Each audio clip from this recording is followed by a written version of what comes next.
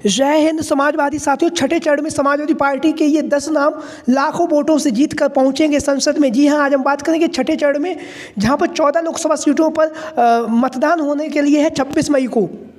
तो उन्हीं 14 लोकसभा सीटों को लेकर आज हम अपनी इस वीडियो में बात करेंगे। तो जहां पर आप लोगों को पता है, सबसे पहले हम बात करेंगे समाजवादी पार्टी के राष्ट्रीय अध्यक्ष और हम सबके प्रिय नेता अखिलेश यादव जी। अखिलेश यादव जी लगातार धुआंधार तरीके से चुनावी जनसभाओं को संबोधित कर रहे हैं और लगातार इंडिया गठबंधन को मजबूती प्रदान कर रहे हैं। पीडीए के नारे के साथ अखिलेश यादव जी दिन रात मेहनत कर रहे हैं और लगातार पहले चरण से जहाँ अखिलेश यादव जी ने अपना चुनाव प्रचार करना शुरू किया तो अभी पहुंचते पहुंचते 5 चरणों का जो मतदान है वो संपन्न हो चुका है, यानी कि 53 लोकसभा सीटों पर जो मतदान है वो संपन्न हो चुका है। वहीं पर जो बची हुई लगभग 27 से 28 लोकसभा सीटें बची हुई हैं, उसके लिए मतदान 26 मई को और 1 जून को 2 चरणों में होने जा रहा है, यानी कि 6वें चरण में और 7वें चरण में मतदान होने के लिए। तो 6वें चरण में जहाँ पर 26 मई को मतदान होगा, 26 मई को जहाँ पर 14 लोकसभा सीटों पर मतदान होगा, तो उसको लेकर क्या रणनीति है, कौन कौन से प्रत्याशी की स्थिति को लेकर आज हम अपनी इस वीडियो में बात करेंगे। तो सबसे पहले हम जान लेते हैं कि 14 लोकसभा सीटें वो कौन कौन सी हैं जहां पर 6वें चरण में उत्तर प्रदेश के अंदर मतदान होने जा रहा है। तो सुल्तानपुर, प्रतापगढ़, फूलपुर, इलाहाबाद, अम्बेडकर नगर, श्रावस्ती, डुमरियागंज, बस्ती, संत कबीर नगर, लालगंज, आजमगढ़, जौनपुर, भदोई, मछली शहर। तो ये वो 14 लोकसभा सीटें जो पूर्वांचल के क्षेत्र में आती हैं और इन 14 लोकसभा सीटों पर जो है 6वें चरण में मतदान होने जा रहा है। उत्तर प्रदेश की 14 लोकसभा सीटों पर 6वें चरण में मतदान होगा। तो इन 14 लोकसभा सीटों में जहां पर आज हम बात करेंगे, एक एक सीट को लेकर बात करेंगे, कहां पे कौन सी पार्टी मजबूत है, कहां से कौन प्रत्याशी मजबूत स्थिति में नज़र आ रहा है और कौन कौन से जो समाजवादी पार्टी के जो प्रत्याशी हैं उनकी स्थिति क्या रहने वाली है। और इस 6वें चरण के चुनाव में जहां पर 14 लोकसभा सीटों पर मतदान होगा, तो उसमें से कितनी लोकसभा सीटें ऐसी जहां पर समाजवादी पार्टी के जो प्रत्याशी हैं लाखों वोटों से जीतकर संसद में पहुंचेंगे। तो एक एक करके हम बात करेंगे। तो सबसे पहले आप लोगों को पता भी होगा कि जो लोकसभा का चुनाव है वो अपनी जो पीक पे है उससे आगे निकल चुका है, यानी कि 7 चरणों में जो मतदान है वो होना है, यानी कि 5 चरणों का मतदान संपन्न हो चुका है, यानी कि अब लास्ट के 2 चरण बचे हैं और इन 2 चरणों में 26 मई में जहां पर 14 लोकसभा सीटों पर मतदान होगा, उसको लेकर आज हम अपनी इस वीडियो में बात कर रहे हैं। तो एक एक करके हर एक लोकसभा सीट को लेकर हम अपनी इस वीडियो में बात करेंगे। तो सबसे पहले हम बात करेंगे आजमगढ़, जहाँ से आप लोगों को पता है धर्मेंद्र यादव चुनावी मैदान में उतरे हुए हैं। अखिलेश यादव जी के भाई हैं और भाई होने के साथ ही साथ मैनपुरी के और बदायूं से पूर्व सांसद रह चुके हैं।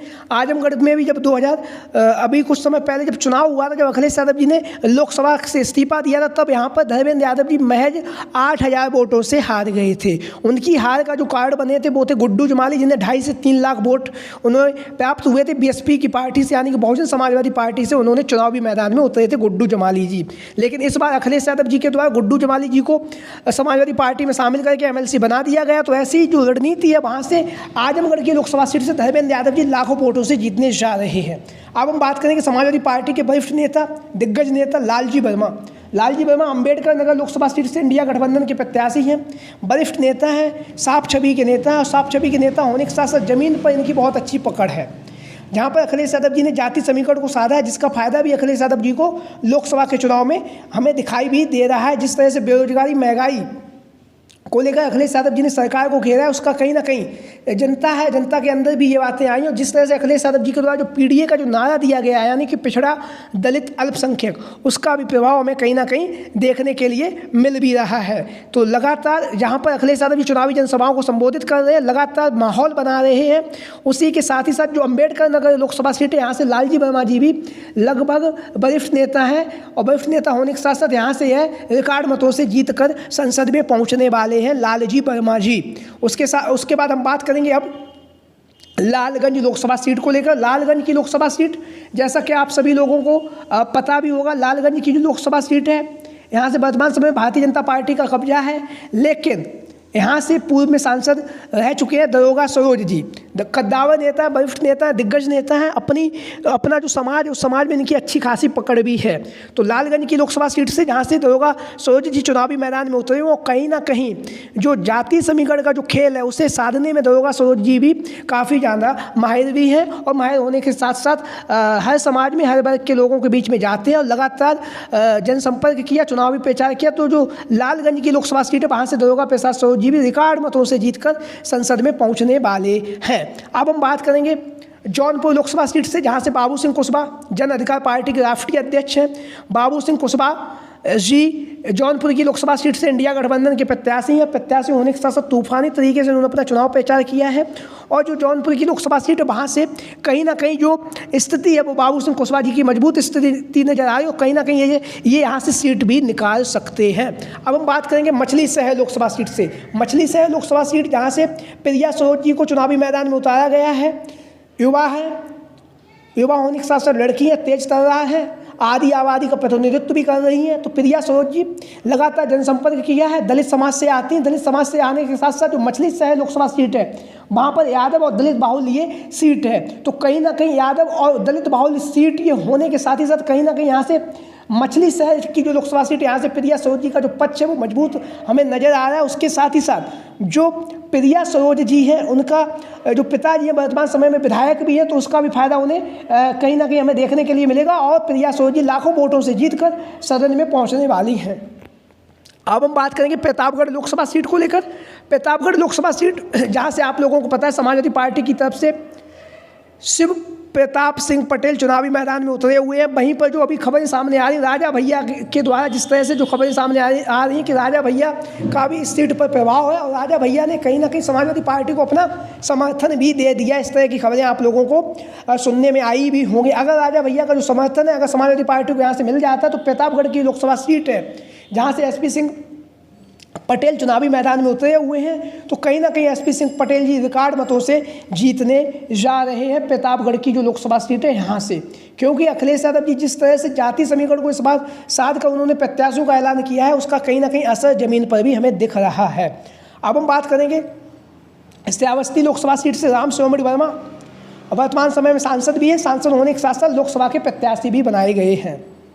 हालांकि इनका बहुत ही ज़्यादा विरोध भी हुआ है, और विरोध होने के साथ ही साथ अखिलेश यादव जी ने इन्हीं पर भरोसा जताया और राम शिरोमणि वर्मा को अपना जो प्रत्याशी है वो बनाए रखा है। तो कहीं ना कहीं राम शिरोमणि वर्मा श्रावस्ती की लोकसभा सीट से जो टक्कर है भारतीय जनता पार्टी को टक्कर देते हुए नज़र आ रहे हैं, जो श्रावस्ती की लोकसभा सीट है वहाँ से। अब हम बात करेंगे संत कबीरनगर लोकसभा सीट को लेकर। संत कबीरनगर लोकसभा सीट से जहाँ से आप लोगों को पता पप्पू निषाद जमीनी नेता हैं। जमीनी नेता होने के साथ साथ निषाद बाहुल्य सीट भी है, उसका भी फायदा कहीं ना कहीं पप्पू निषाद को मिलेगा, और इसके साथ साथ वो पूर्व में मंत्री भी रह चुके हैं। तो कहीं ना कहीं संत कबीरनगर की जो लोकसभा सीट है यहाँ से पप्पू निषाद जी रिकॉर्ड मतों से जीतने जा रहे हैं। अब हम बात करेंगे बस्ती लोकसभा सीट से चौधरी राम प्रसाद चौधरी। जैसा कि आप लोग देख रहे हैं वरिष्ठ नेता हैं। वरिष्ठ नेता होने के साथ साथ जमीनी स्तर पर इनकी अच्छी खासी पकड़ भी है, और कहीं ना कहीं इनका जो जनता से अटैचमेंट है वो भी कहीं ज़्यादा अच्छा माना जाता रहा है। तो राम प्रसाद चौधरी जी बस्ती लोकसभा सीट से रिकॉर्ड मतों से जीतने जा रहे हैं। वहीं पर बात करेंगे फूलपुर लोकसभा सीट को लेकर। फूलपुर की लोकसभा सीट पर आप लोगों को पता होगा जब यहाँ पर अखिलेश यादव जी और राहुल गांधी की जो संयुक्त रैली हुई थी उसमें कितना अपार जनसमर्थन उमड़ा था। उसको देखने के बाद ये कहा जा सकता है कि फूलपुर की लोकसभा सीट से कहीं ना कहीं इंडिया गठबंधन और अमरनाथ मौर्य जी समाजवादी पार्टी के जो प्रत्याशी हैं वो रिकॉर्ड मतों से यहाँ से जीतने जा रहे हैं। फूलपुर की लोकसभा सीट से इंडिया गठबंधन के पक्ष में ये सीट जाती हुई नजर आ रही है। अब हम बात करेंगे उन लोकसभा सीटों पर जहाँ पर भारतीय जनता पार्टी की जो स्थिति है वो मजबूत हमें नज़र आ रही है। सुल्तानपुर की लोकसभा सीट पर इलाहाबाद के साथ ही साथ हम बात करेंगे डुमरियागंज में। डुमरियागंज के बाद में जो भदोही जहाँ से TMC के खाते में सीट दे दी है, यहाँ से भी भारतीय जनता पार्टी की जो स्थिति है वो कहीं ना कहीं मजबूत नज़र आ रही है। अगर मोटा भी अंदाज लगा ले तो कम से कम जो 14 लोकसभा सीटों पर मतदान होना है उनमें से 8 से 9 लोकसभा सीटें ऐसी हैं जहाँ पर इंडिया गठबंधन मजबूत स्थिति में है, और उसके साथ ही साथ हम बात करें 4 से 5 लोकसभा सीटें ऐसी हैं जहाँ पर भारतीय जनता पार्टी अपनी मजबूत स्थिति में नज़र आ रही है। तो आप लोगों की क्या राय है? छठे चरण में जहाँ पर 14 लोकसभा सीटों पर मतदान हो रहा है, उनमें से इंडिया गठबंधन कितनी सीटें जीतने जा रहा है और एनडीए गठबंधन कितनी सीटें जीतने जा रहा है। इन 14 लोकसभा सीटों को लेकर आप लोगों की जो भी राय हो, सभी साथी कमेंट बॉक्स के माध्यम से अपनी राय जरूर दें। इसके साथ ही साथ इंडिया गठबंधन पूरे देश भर में कितनी लोकसभा सीटें जीतेगा, इसको लेकर भी आप लोग अपनी राय दे सकते हैं। तो सभी साथियों को अपनी राय जरूर दें। आज की वीडियो में इतना ही। अगर चैनल पर आप पहली बार आए तो चैनल को सब्सक्राइब करें, वीडियो को लाइक करें। वीडियो को अंत तक देखने के लिए आप सभी का बहुत बहुत धन्यवाद एवं आभार। जय हिंद, जय भारत, जय समाजवाद, जय अखिलेश मिशन 2024।